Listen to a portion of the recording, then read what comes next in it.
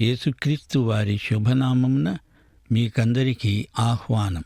మన పాఠం ప్రసంగి గ్రంథం 1 అధ్యాయం 1 నుండి 18 వచనం వరకు, అనగా అధ్యాయమంతా సావధానంగా వినండి.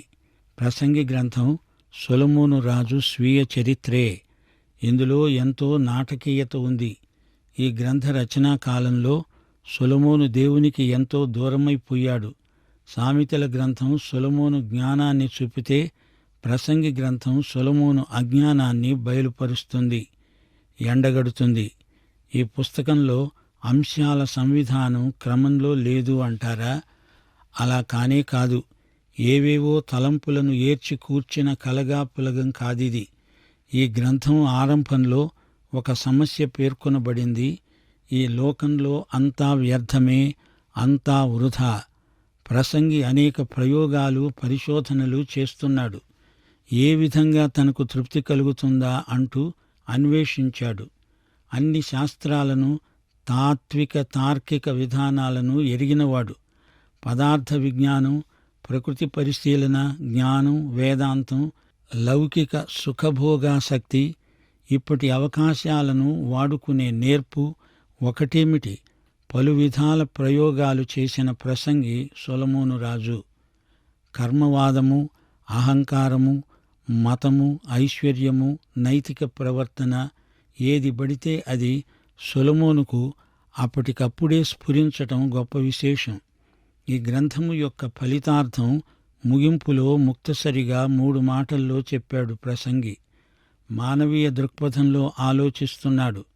సొలొమోను సూర్యుడి కింద ఉన్న సంగతులు చూచాడు. సూర్యుడి పైన ఉన్నవి కావివి. లేఖనములలోని మాటలన్నీ నిజం, ఒక్క అబద్ధము ఇందులో ఉండదు. దేవుడు సత్యాన్ని ఉన్నది ఉన్నట్లు రాశాడు, రాయించాడు. అయితే జరిగిందంతా దైవ ప్రేరితం కాదు. ఇస్కరియోతు యూదా చేసింది రాయబడింది, కాని వాడు చేసింది సైతాను ప్రేరితం. సొలొమోను తన సహజ హేతుబుద్ధితో ఆలోచించిందంతా దైవ ప్రేరితం ఎలా అవుతుంది చెప్పండి? సొలొమోను చెప్పిందంతా ఏమీ మార్చకుండా దేవుడు రాయించాడు. 1 వచనం, దావీదు కుమారుడు, యెరూషలేములో రాజు అయిన ప్రసంగి పలికిన మాటలు. సొలొమోనే దావీదు కుమారుడు, యెరూషలేములో రాజు. అతని కలం పేరు ప్రసంగి. అతడు ప్రసంగి, వేదాంతి, జ్ఞాని. సొలొమోనుకు దేవుడిచ్చిన జ్ఞానం ఎలాంటిదనుకుంటున్నారు? అతడు ఆధ్యాత్మిక జ్ఞానం కోసం అడగలేదు, దేవుడు ఇవ్వలేదు. 1 రాజులు 3 అధ్యాయం 9 వచనం, ఇంత గొప్పదైన జనమునకు న్యాయము తీర్చగలవాడెవడు? కాబట్టి నేను మంచి చెడ్డలు వివేచించి నీ జనులకు న్యాయము తీర్చునట్లు నీ దాసుడనైన నాకు వివేకము గల హృదయము దయచెయ్యి. దేవుడు సొలొమోనుకు రాజకీయ జ్ఞానమిచ్చాడు. ఆధ్యాత్మికంగా తాను అజ్ఞాని అని ఒప్పుకుంటున్నాడు. ఇశ్రాయేలు జాతిని పరిపాలించడానికి దేవుడతనికి గొప్ప వివేకము, జ్ఞానము అనుగ్రహించాడు. సొలొమోను రాజ్యంలో శాంతి సమాధానములు వెల్లివిరిశాయి, కాని అతని ఆధ్యాత్మిక జీవితమంతా అల్లకల్లోలమైపోయింది. ఎఫెసీ పత్రిక 1 అధ్యాయం 3 వచనం ఏమంటోంది? పరలోక విషయములలో ఆత్మ సంబంధమైన ప్రతి ఆశీర్వాదము ప్రభువు మనకిచ్చాడు. అదెంతో గొప్ప భాగ్యం. వ్యర్థము వ్యర్థము అని ప్రసంగి చెబుతున్నాడు. వ్యర్థము వ్యర్థము, సమస్తము వ్యర్థమే. వ్యర్థము అంటే శూన్యం, అంతా ఖాళీ, డొల్ల. అందులో ఏమీ లేదు, అంతా ఒట్టిదే, అంతా హుళక్కి, అగమ్యగోచరం, అర్ధరహితం, నిస్సారం, నిరుపయోగం. జంతువులు బతుకుతున్నాయి, పక్షులు బతుకుతున్నాయి. ఎందుకీ బతుకు? కారణం తెలియదు. గురి లేదు, లక్ష్యము లేదు. ఎక్కడికో తెలియదు, ఎందుకో తెలియదు. ఇదే సొలొమోను పరిశోధనాంశం. వ్యర్థం వ్యర్థం, శూన్యం శూన్యం. ఇదొక ఖాళీ సంచి.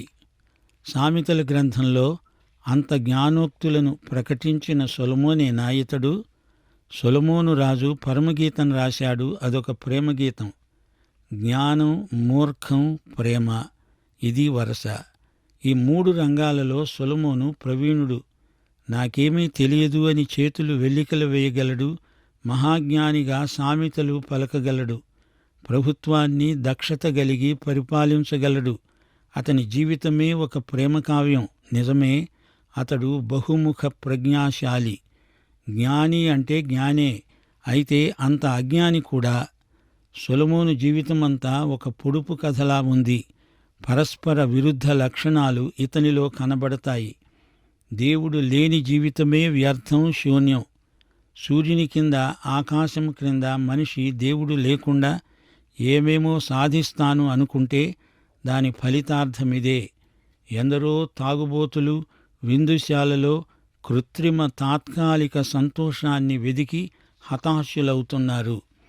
లౌకిక సంతోషం ఈ లోకంలో ఇసుకను పిండి తైలం తీసే ప్రయత్నమే. సూర్యుని కింద నరులు పడుతున్న పాట్లు అన్నిటి వలన వారికి కలుగుతున్న లాభమేమిటి?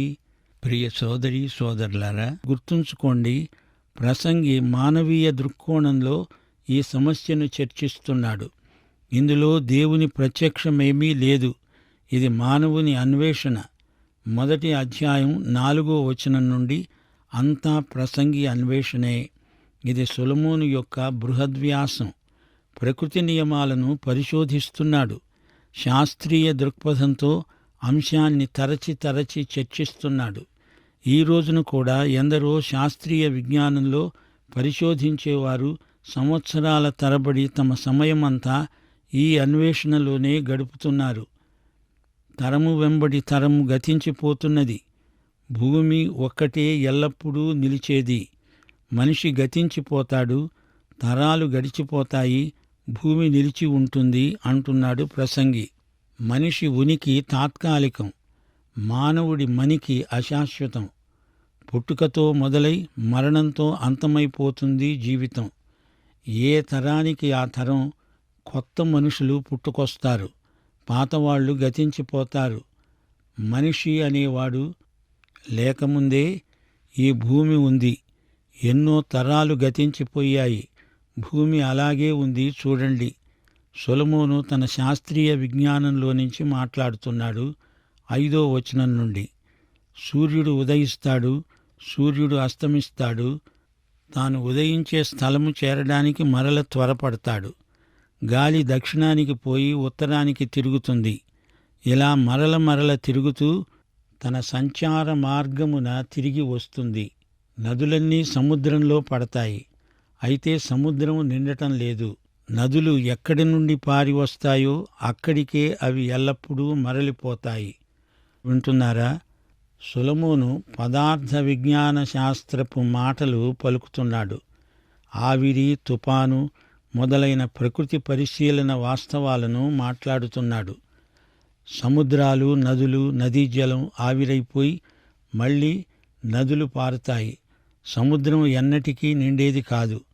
ప్రసంగి 12వ అధ్యాయం 6వ వచనంలో మరణాన్ని కవితారూపంలో వ్యక్తం చేస్తున్నాడు.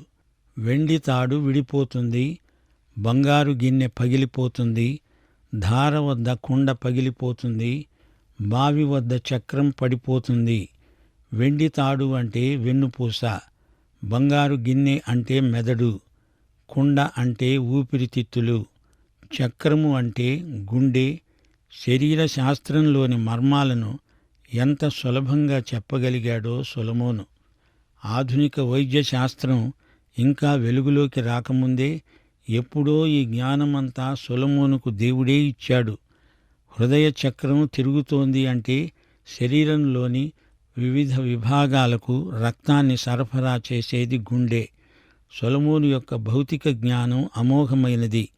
ఇక సూర్యోదయం, సూర్యాస్తమయం అనే 2 ప్రాకృతిక అద్భుతాలను సొలొమోను ఎలా వివరించాడో గమనించండి.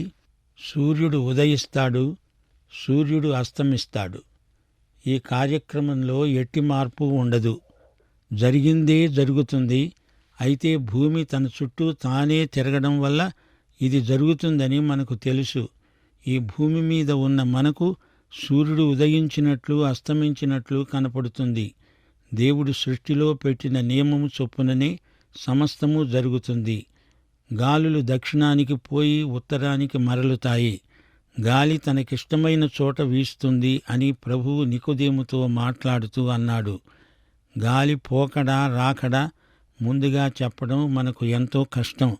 అయితే కొన్ని చోట్ల గాలి మలుపు తిరిగే విధానం ఒకేలాగు ఉంటుంది, అది మారదు. గాలి కూడా సృష్టి నియమాలనే పాటిస్తుంది అనేది నిర్వివాదాంశం. యోహాను సువార్త 3:8 నీవు గాలి శబ్దము వింటావే కాని అది ఎక్కడి నుండి వస్తుందో ఎక్కడికి పోతుందో నీకు తెలియదు అన్నాడు ప్రభువు. అల్పపీడనం, అధిక పీడనం అక్కడా ఇక్కడా ఏర్పడుతోందని వాతావరణ శాస్త్రజ్ఞులు ప్రవచిస్తూనే ఉంటారు. గాలి దక్షిణాన వీస్తూ వీస్తూ తటాలున ఉత్తరానికి మలుపు తిరుగుతుంది. నదులన్నీ సముద్రంలో కలుస్తాయి, కాని సముద్రం నిండదు. నదీ జలం ఎందుకు ఆవిరైపోతుంది? మేఘాలుగా ఏర్పడి మళ్లీ వర్షమై కురుస్తుంది.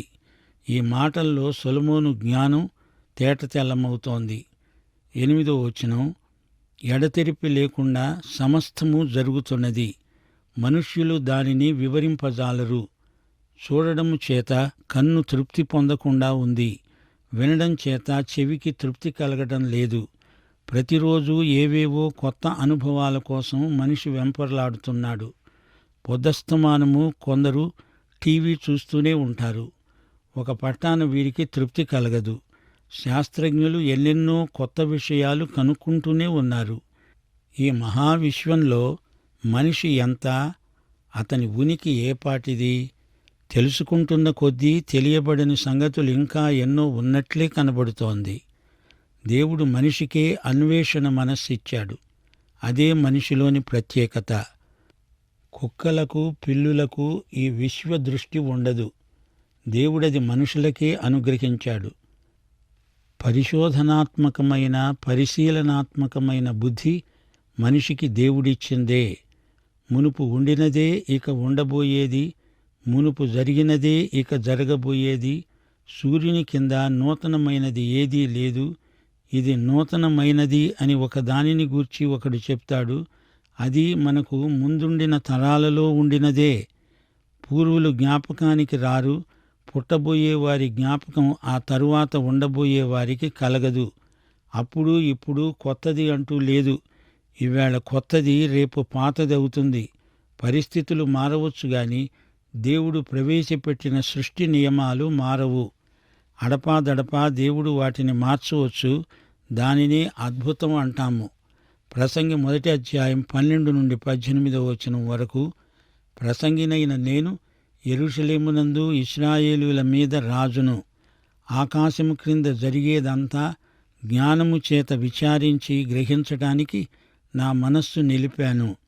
వారు దేనిచేత అభ్యాసము పొందాలని దేవుడు మానవులకు ఏర్పాటు చేసిన ప్రయాసము బహు కఠినమైనది. సూర్యుని కింద జరుగుతున్న క్రియలన్నిటినీ నేను చూచాను. అవి అన్నీ వ్యర్థములే. అవి ఒకడు గాలికై ప్రయాసపడినట్లున్నాయి. వంకరగా ఉన్న దానిని చక్కపరచడం శక్యం కాదు. లోపము గలది, లెక్కకు రాదు. యెరూషలేమునందు నాకు ముందున్న వారందరికంటే నేను చాలా ఎక్కువ జ్ఞానము సంపాదించానని, జ్ఞానమును విద్యను నేను పూర్ణముగా అభ్యసించానని నా మనసులో నేను అనుకున్నాను. నా మనస్సు నిలిపి జ్ఞానాభ్యాసమును, వెర్రితనమును, మతిహీనతను తెలుసుకోవడానికి ప్రయత్నించాను. అయితే ఇది గాలి కోసం ప్రయాసపడడమే అని తెలుసుకున్నాను. విస్తారమైన జ్ఞానాభ్యాసము చేత విస్తారమైన దుఃఖం కలుగుతుంది. అధిక విద్య సంపాదించిన వానికి అధిక శోకం కలుగుతుంది. వింటున్నారా? సొలొమోను గొప్ప వేదాంతి. లోకంలోని వేదాంత విద్యనంతా అధ్యయనం చేసినవాడు. ఎన్నో సంవత్సరాలు ఈ జ్ఞాన సముపార్జనలో గడిపాడు. సొలొమోను క్రీస్తుకు ముందు 1000 సంవత్సరాల నాటివాడు. మనము క్రీస్తు తరువాత 2000 సంవత్సరాల కాలంలో ఉన్నాము.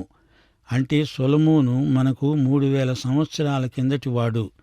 ఈ రోజున సాంకేతిక విద్యలో మనిషి ఎంతో పురోగమించాడు గాని ఆధ్యాత్మిక చింతనలో ఎంతో వెనుకబడిపోతున్నాడు. నేటి ఆధునిక జ్ఞానం మనిషిని తృప్తిపరచలేకపోతోంది. ఎంత తాత్విక చింతన చేసినా క్రీస్తుకు బయట అంతా వ్యర్థం అంటున్నాడు ప్రసంగి. అట్టి వ్యాసంగాలు వృధా కాలయాపన. వేదాంత తత్వజ్ఞానం వల్ల మనిషి దేవుణ్ణి కనుగొనజాలడు. ప్రత్యక్షం ద్వారానే మనకు దైవజ్ఞానం లభిస్తుంది. వేదాంతం ద్వారా మనిషి నిరాశావాది అవుతాడు. వేదాంతం గాని మనస్తత్వ శాస్త్రం గాని మానవ స్వభావాన్ని మార్చలేదు. ప్రకృతి సంబంధి పాపి, దేవునికి దూరస్థుడు. అతనికి విద్య నేర్పిస్తే అతని పాప సమస్య తీరుతుందా? తీరదు. వంకరను సరిచెయ్యడం అసాధ్యం. మనిషి యొక్క పాత స్వభావం వంకర టింకర. శరీరమూలముగా జన్మించినది శరీరము, ఆత్మ మూలముగా జన్మించినది ఆత్మ. మనకు నూతన స్వభావం రావాలి. శరీరమూలముగా జన్మించినది శరీరము, ఆత్మ మూలముగా జన్మించినది ఆత్మ అన్నప్పుడు యోహాను సువార్త 3వ అధ్యాయం 6వ వచనం ఈ సత్యాన్ని విస్పష్టం చేస్తోంది. కొంతకాలం క్రిందట మనం విద్య అన్ని సమస్యలను తొలగిస్తుంది అని అభిప్రాయపడ్డాము. ఈ రోజున మేధావులు ఆ అభిప్రాయాన్ని మార్చుకుంటున్నారు. ఈ రోజున విద్యార్థులు మునుపటి కంటే సమాచార సేకరణ ఎంతో వేగంగా చేస్తున్నారు. లోకంలో ఎక్కడ ఏమి జరుగుతోందో నిమిషాలలో తెలిసిపోతోంది. కాని ఆధ్యాత్మిక విలువలు అడుగంటిపోతున్నాయి. ప్రసంగి పరిశీలన ఇదే. ఎంత పురోగతి సాధించినా ఆధ్యాత్మిక అభివృద్ధి శూన్యమే అనిపిస్తోంది. చెడుగు మంచి అని, మంచి చెడుగు అని నేటి నాగరికత వక్రభాష్యం చెబుతోంది. ఇంత చదువు చదివి ఆధ్యాత్మికంగా దివాలా తీసిన మనిషి అంతా వృధా అని చెప్పాల్సి వస్తోంది. కల్పనా కథలకు, మిథ్యా వేదాంతానికి ప్రచారం జరుగుతోంది. విద్య, సాంకేతిక నైపుణ్యం మాత్రమే మానవుని సమస్యలను పరిష్కరించజాలవు అని ప్రసంగి గ్రంథం వెల్లడి చేస్తోంది. మానసిక శాస్త్రజ్ఞుల విశ్లేషణ, పడికట్టు మాటలు, పురశ్చరణ వల్ల మనిషి ఆధ్యాత్మిక నైతిక సమస్యలేవీ తీరవు అని రాను రాను ప్రజలు గ్రహిస్తున్నారు.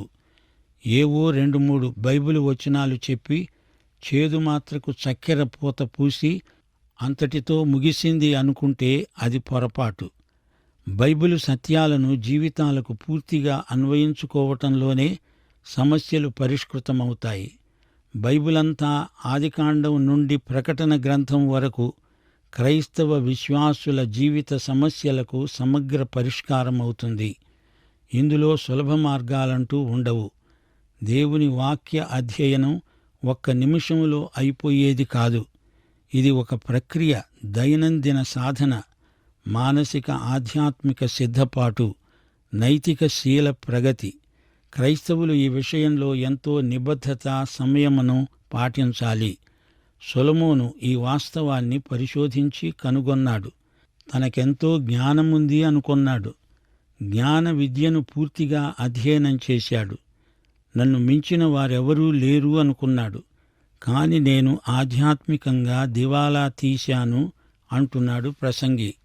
అవును, సొలొమోను మొదట్లో తన మానసిక వికాసాన్ని చూచుకొని ఎంతో గర్వించాడు. చివరికి గర్వభంగమై అంతా ఒట్టిదే అని గ్రహించి ఈ మాట అంటున్నాడు. 1 కొరింథీ 8వ అధ్యాయం 1వ వచనంలో పౌలు అంటున్నాడు, మనమందరము జ్ఞానము గలవారమని ఎరుగుదుము. జ్ఞానము ఉప్పొంగ చేస్తుంది గాని ప్రేమ క్షేమాభివృద్ధి కలుగచేస్తుంది. ఒకడు తనకేమైనా తెలుసును అనుకుంటే తాను తెలుసుకొనవలసినట్లు ఇంకా ఏమీ తెలుసుకున్నవాడు కాడు. అసలు సంగతేమిటంటే అనుభవాన్ని మించిన విద్య లేదు. దేవుని వాక్యము చేత సుశిక్షితము, ప్రభావితము కాని అనుభవము ఎందుకు కొరగానిది. అది శూన్యం, వృధా అంటున్నాడు ప్రసంగి. వాక్యంతో నీ అనుభవాన్ని పరీక్షించుకో. అంతేగాని నీ అనుభవంతో వాక్యాన్ని పరీక్షిస్తాను అనవద్దు. అది తప్పు. నీ అనుభవం దేవుని వాక్యానికి భిన్నంగా ఉంటే దాన్ని సరిచేసుకో.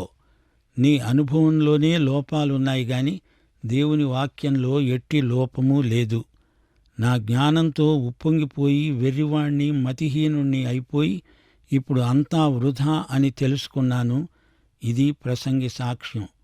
నా తెలివి అంతా గాలితో కుస్తీ పట్టినట్లే అయింది అని సొలొమోను వాపోతున్నాడు. వింటున్నారా? మన స్వకీయ జ్ఞానం దేవుని దృష్టిలో వెర్రితనమే. అజ్ఞానమందు ఆనందించేవారి మధ్య జ్ఞానినే మూర్ఖుడు అంటారు. ఈ రోజున మనిషిని కంప్యూటరు ఏలుతోంది. మనిషి జీవితాన్ని కంప్యూటరు శాసిస్తోంది. కంప్యూటరీకరించబడిన బతుకులు ప్రసంగి గీతమే చివరికి పాడాల్సి వస్తుంది. వ్యర్థం, అంతా వ్యర్థం. అధిక విద్య అధిక విషాదానికి కారణం. ప్రియ సోదరుడా, సోదరి, నీవు యేసుక్రీస్తును నీ స్వకీయ రక్షకుడుగా, ప్రభువుగా ఎరుగుదువా? అయితే నీ జీవితం అర్థవంతం, సార్థకం. ఈ పాఠమంతా నీకోసమే. తండ్రి ప్రేమ, యేసుక్రీస్తు కృప, పరిశుద్ధాత్మ ఆదరణ మనకందరికీ సదాకాలము తోడై ఉండునుగాక. ఆమేన్.